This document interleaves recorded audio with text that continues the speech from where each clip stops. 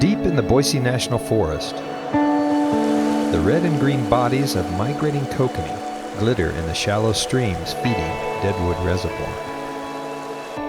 For the fish swimming up the Deadwood River, they are stopped short of their destination by a picket weir. We've got kokanee by the thousands that run the Deadwood River every year, very consistently, and when they show up, they're ready to spawn. The weir is set up in early August. The fish start swimming upriver to spawn by mid-August.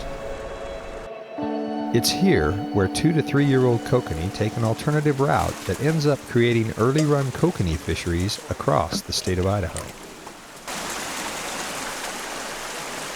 For 6 weeks, biologists and volunteers spawn thousands of kokanee. By the time the migration is over, 3 to 4 million eggs will be harvested and fertilized. They're stripping the eggs into the bowl, and we're putting 3 females in to every male. After each one, we'll give it a little stir to assist the fertilization process. And then they just keep going until the bin's empty and give the buckets to a rinser.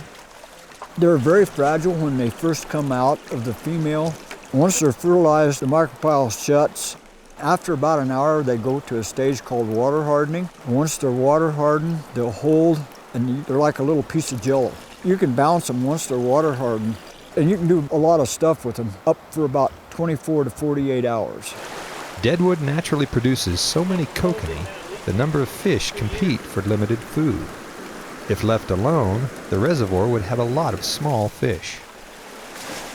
Taking eggs out of the system helps create a more desirable fishery, but it's a balancing act. We try to maintain Deadwood at a certain population, and so we allow a certain number of fish to go up and spawn above the weir naturally. We also monitor all the other tributaries in Deadwood to see what kind of spawning is occurring in those tributaries. It really takes constant vigilance and monitoring. If you don't control it every year, they quickly can get out of control. If you over-control the system, you definitely can tip it the other way. And so we really try to apply a lot of science to what we're doing and be as responsible as we can. With the day's eggs packed for transport, the spawning crew has 24 to 48 hours to move the water-hardened eggs to their next destination, Cabinet Gorge Hatchery. And those coolers, in the afternoon, they load them onto an airplane, which takes off from an airstrip near Deadwood Reservoir.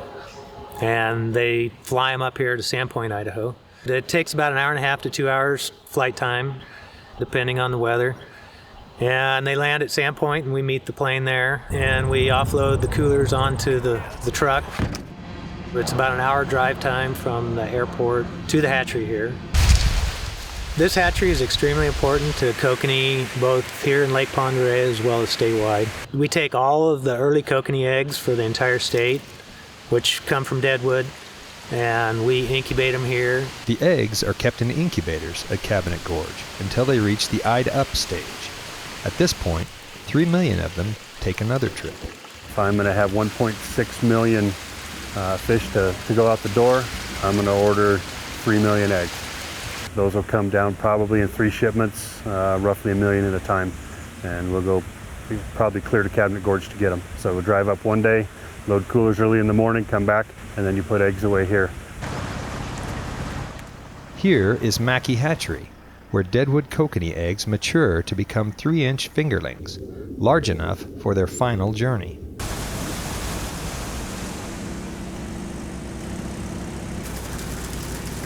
The fingerlings from Mackey are stocked in more than a dozen waters across the state to create kokanee fisheries. Most of them go out on big semis, and then we do have a couple small ponds that we do in our own truck. Half of our fish leave in May, about half leave in June. It's a very popular fishery, and it's growing in popularity every year. We want those fish to be caught by anglers, obviously. Any fish that we rear in the hatchery, the primary purpose of that rearing is for those fish to be caught by anglers in Idaho. You know, these hatchery programs are expensive, but obviously well worth it because they provide the fish that get people out fishing and catching fish across the state. Oh, that's a good one. That's a good one.